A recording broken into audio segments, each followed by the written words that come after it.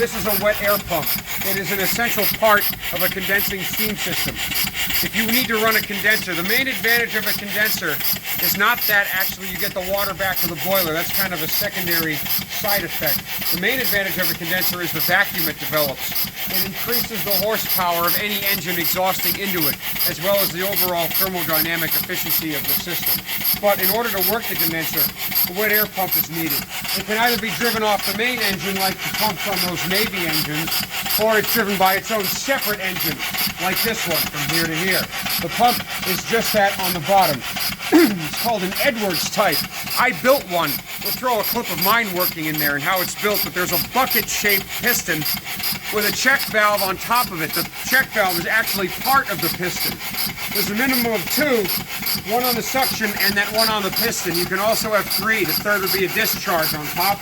But the check valves in the pump, in any case, retain the vacuum in the condenser. They don't let air or water shoot back inside of it and destroy the vacuum.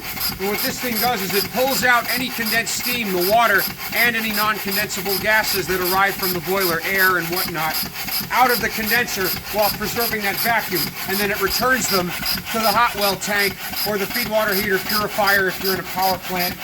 Now it's called a deaerator these days.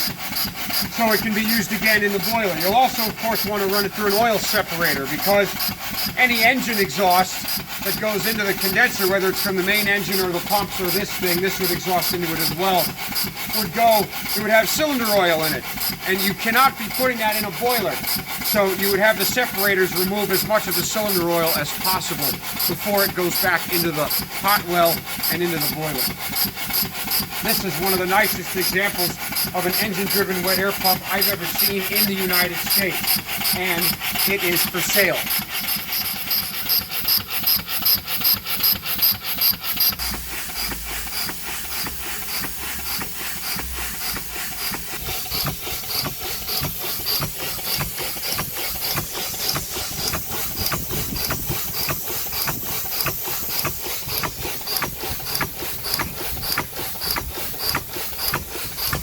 You can hear the wet air pump working in the air check. If you go around the other side, you can hear it.